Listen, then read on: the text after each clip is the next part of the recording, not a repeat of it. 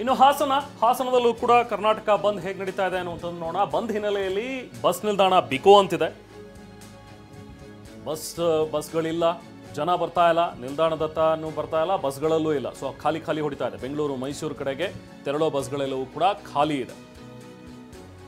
ನಿತ್ಯ ಸಾವಿರಾರು ಸಂಖ್ಯೆಯಲ್ಲಿ ಓಡಾಡ್ತಾ ಇದ್ದಂತಹ ಜನ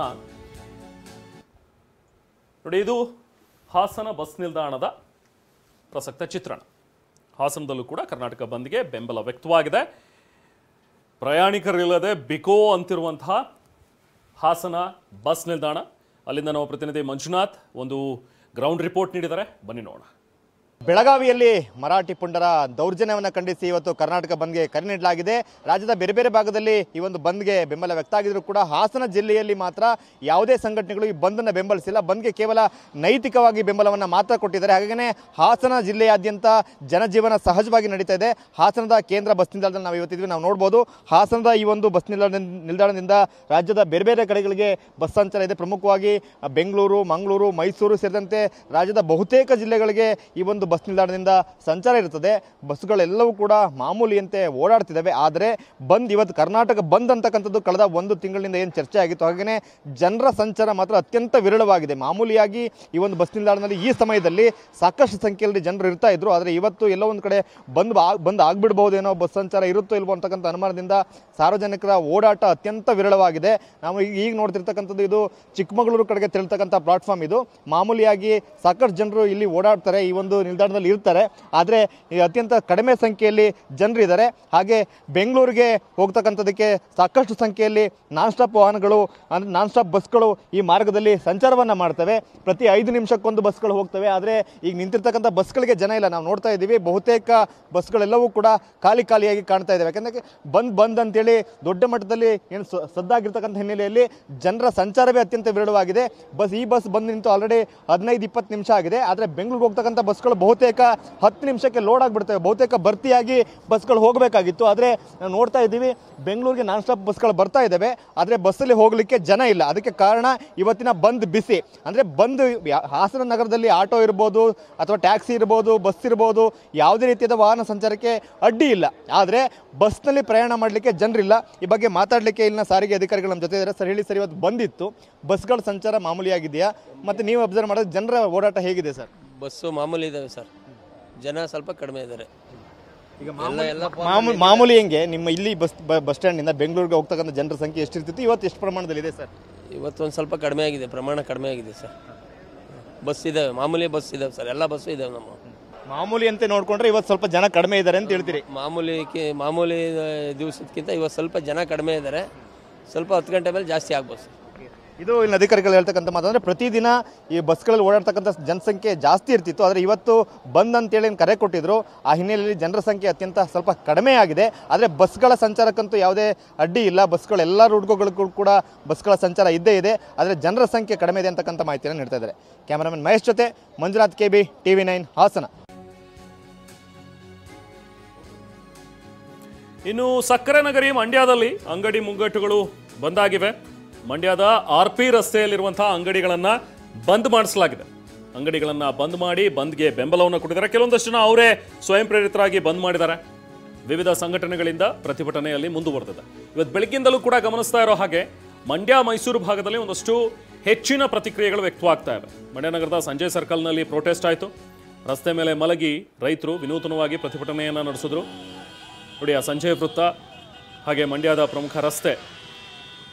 ಸೊ ಅಲ್ಲಿ ಇರುವಂಥ ಕೆಲವೊಂದಷ್ಟು ಮಾಲ್ ಆಗ್ತಾನೆ ಓಪನ್ ಆಗ್ತಾ ಇತ್ತು. ಬಟ್ ಅಲ್ಲಿಗೆ ಬಂದಂಥ ಕನ್ನಡ ಪರ ಸಂಘಟನೆ ಕಾರ್ಯಕರ್ತರನ್ನು ನೋಡಿ ಮಾಲ್ನವರು ಕೂಡ ಕ್ಲೋಸ್ ಮಾಡಿದ್ದಾರೆ. ಬಟ್ ಪೊಲೀಸರು ಕೂಡ ಇದ್ದಾರೆ, ಯಾರು ಫೋರ್ಸ್ ಮಾಡೋ ಹಾಗಿಲ್ಲ, ಯಾರಿಗೂ ತೊಂದರೆ ಕೊಡೋ ಹಾಗಿಲ್ಲ ಅಂಥೇಳಿ. ವಿಡಿಯೋ ಚಿತ್ರೀಕರಣ ಕೂಡ ಆಗುತ್ತೆ. ನೋಡಿ, ಅಲ್ಲಿ ಪೊಲೀಸರು ವಿಡಿಯೋ ಕೂಡ ಮಾಡ್ತಾ ಇದ್ದಾರೆ. ಯಾರಾದರೂ ಕಿರಿಕ್ ಏನಾದರೂ ಮಾಡಿದ್ರು ಅಂತ ಹೇಳಿದ್ರೆ ಖಂಡಿತವಾಗ್ಲೂ ಮುಂದಿನ ದಿನಗಳಲ್ಲಿ ಅವ್ರ ಮೇಲೆ ಕ್ರಮ ಆಗೇ ಆಗುತ್ತೆ. ಸ್ಪಾಟ್ನಿಂದ ನಮ್ಮ ಪ್ರತಿನಿಧಿ ಪ್ರಶಾಂತ್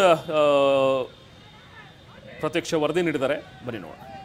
ಕರ್ನಾಟಕ ಬಂದ್ ಹಿನ್ನೆಲೆಯಲ್ಲಿ ಸಕ್ಕರೆ ನಗರಿ ಮಂಡ್ಯದಲ್ಲಿ ಬಣ್ಣ ಬಿಸಿ ಕ್ಷಣಕ್ಕೂ ಕೂಡ ಹೆಚ್ಚಾಗ್ತಾ ಇದೆ. ಈಗಾಗಲೇ ಪ್ರತಿಭಟನಾಕಾರರು ಕೂಡ ಮಾನವ ಸರಪಳಿಯನ್ನ ಮಾಡಿ ಆಕ್ರೋಶವನ್ನು ವ್ಯಕ್ತಪಡಿಸ್ತಿದ್ದಾರೆ. ನಾನಿವಾಗ ಮಂಡ್ಯದ ಸಂಜಯ್ ಸರ್ಕಲ್ ಇದ್ದೀನಿ. ನೀವು ಕೂಡ ದೃಶ್ಯದಲ್ಲಿ ನೋಡ್ಬೋದು, ಮಂಡ್ಯದ ಪ್ರಮುಖ ಸರ್ಕಲ್. ಈಗಾಗಲೇ ಬೆಳಗ್ಗೆಯಿಂದಲೂ ಕೂಡ ಪ್ರತಿಭಟನಾಕಾರರು ಈ ಒಂದು ಸರ್ಕಲ್ನಲ್ಲಿ ಪ್ರತಿಭಟನೆಯನ್ನ ಮಾಡ್ತಿದ್ದಾರೆ. ಅದು ಕೂಡ ವಿಭಿನ್ನವಾಗಿ ಪ್ರತಿಭಟನೆಯನ್ನ ಮಾಡ್ಕೊಂತಿರುವಂಥದ್ದು. ಒಂದ್ ಕಡೆ ಹಸಿ ಹುಲ್ಲು ಒಣ ಹುಲ್ಲನ್ನ ತಲೆ ಮೇಲೆ ಒತ್ತು ಆಕ್ರೋಶವನ್ನು ವ್ಯಕ್ತಪಡಿಸ್ತಾ ಇದ್ದಾರೆ. ರಾಜ್ಯ ಹಾಗೂ ಕೇಂದ್ರ ಸರ್ಕಾರದ ವಿರುದ್ಧ ಕೂಡ ಆಕ್ರೋಶವನ್ನು ವ್ಯಕ್ತಪಡಿಸ್ತಾ ಇದ್ದಾರೆ.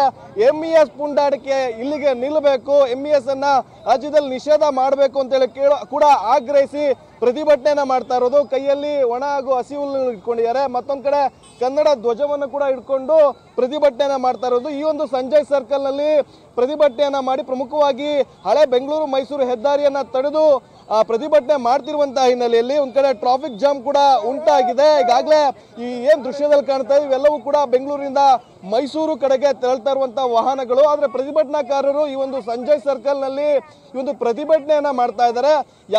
ಯಾವುದೇ ಕಾರಣಕ್ಕೂ ಕೂಡ ಬಸ್ಗಳನ್ನ ಬಿಡೋದಿಲ್ಲ ಅಂತೇಳಿ. ಮತ್ತೊಂದ್ ಕಡೆ ಈಗಾಗಲೇ ಸಾಕಷ್ಟು ಮಂಡ್ಯದಲ್ಲಿ ಅಂಗಡಿ ಮುಂಗಟ್ಟುಗಳೆಲ್ಲವೂ ಕೂಡ ಬಂದ್ ಆಗಿದಾವೆ. ಈ ಒಂದು ಬಂದ್ಗೆ ಬೆಂಬಲವನ್ನು ಕೂಡ ವ್ಯಕ್ತಪಡಿಸ್ತಾ ಇದ್ದಾರೆ. ಈ ಒಂದು ಪ್ರತಿಭಟನೆಯಲ್ಲಿ ಮಾಜಿ ಶಾಸಕರಾದಂತ KT ಶಿಖಂಡ್ರೇಗೌಡರು ಇದ್ದಾರೆ. ಸರ್, ತಾವು ಕೂಡ ಪ್ರತಿಭಟನೆಯಲ್ಲಿ ಪಾಲ್ಗೊಂಡಿದ್ದೀರಿ. ಮೊದಲಾದಾಗ ಏನ್ ಹೇಳ್ತೀರಿ ಸರ್? ಕನ್ನಡಿಗರಿಗೆ ಮೇಲೆ ಆಗ್ತಾ ಇರ್ತಕ್ಕಂಥ ದೌರ್ಜನ್ಯವನ್ನು ಖಂಡಿಸಿ ಈ ಹೋರಾಟವನ್ನು ಕೈಗೆತ್ತಿಕೊಂಡಿದ್ದೇವೆ. ಏನು ಮರಾಠಿಗರು ಕನ್ನಡಿಗರ ಮೇಲೆ ಮಾಡಿದ್ರು ಅಲ್ಲೆಯನ್ನು ಖಂಡಿಸ್ತಕ್ಕಂಥದ್ದು ಮತ್ತು MES ಪುಂಡರ ಮೇಲೆ ಸರ್ಕಾರ ಯಾವುದೇ ಕ್ರಮಕ್ಕೆ ಮುಂದಾಗದೇ ಇರತಕ್ಕಂಥ ನಿರ್ಲಜ್ಜತವನ್ನು ಖಂಡಿಸಿ ಈ ಬಂದನ್ನು ಮಾಡ್ತಾ ಇದ್ದೇವೆ. ಅದ್ರ ಜೊತೆಗೆ ಮಂಡ್ಯ ಜಿಲ್ಲೆಯಲ್ಲಿ ವಿಶೇಷವಾಗಿ ಉಪಮುಖ್ಯಮಂತ್ರಿಗಳು ಇವತ್ತು ಈ ಜಿಲ್ಲೆಯ ಜನರನ್ನು ಅಪಮಾನ ಮಾಡಿದ್ದಾರೆ, ಬಹಳ ಕೆಟ್ಟದಾಗಿ ಸಂಬೋಧನೆ ಮಾಡಿದ್ದಾರೆ. ಆ ಹೇಳಿಕೆಗೆ ಅವರು ಪಶ್ಚಾತ್ತಾಪದ ಹೇಳಿಕೆಯನ್ನೂ ಕೂಡ ಇನ್ನೂ ನೀಡಿಲ್ಲ. ಅದಲ್ಲದೆ ನಮ್ಮಲ್ಲಿ 6ನೇ ಹಂತದ ಯೋಜನೆ ಕುಡಿಯುವ ನೀರನ್ನೇ ಕೈಗೆತ್ತಿಕೊಂಡಿದ್ದಾರೆ. 7.5 TMC ನೀರು ಬಹುಶಃ ಈ ಜಿಲ್ಲೆಯ ಜನರ ಬೇಸಿಗೆ ಬೆಳೆಗೆ ಧಕ್ಕೆ ಆಗ್ತದೆ.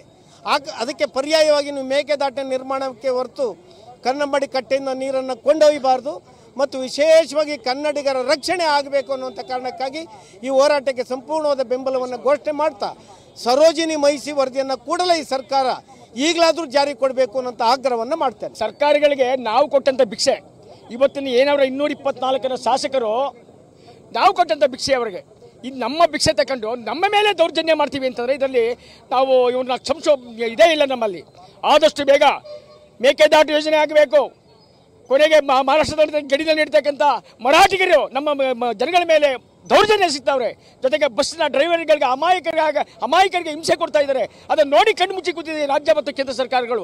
ಈ ಎರಡು ಸರ್ಕಾರಕ್ಕೂ ನಮ್ಮ ರೈತ ಸಂಘದಿಂದ ನಾವು ಧಿಕ್ಕಾರ ಹೋಗ್ತಾ ಇದ್ದೀವಿ. MES ಪುಂಡರ ಪುಂಡಾಟಿಕೆ ನಿಲ್ಲಬೇಕು, ಪ್ರತಿಭಟನೆಯನ್ನ ನಾವು ಮುಂದುವರಿಸ್ತೀವಿ ಅನ್ನುವಂಥದ್ದನ್ನ TV9 ಜೊತೆಗೆ ಹಂಚಿಕೊಂಡಿರುವಂತದ್ದು. ಕ್ಯಾಮ್ರಾ ಪರ್ಸನ್ ಗುರುರಾಜ್ ಜೊತೆ ಪ್ರಶಾಂತ್, TV9 ಮಂಡ್ಯ. ಸೊ ಹೀಗೆ ಮಂಡ್ಯದಲ್ಲಿ ನಡೀತಾ ಇರುವಂತಹ ಪ್ರತಿಭಟನೆ ದೃಶ್ಯಗಳಲ್ಲಿ ಗಮನಿಸ್ತಾ ಇದ್ದೀವಿ.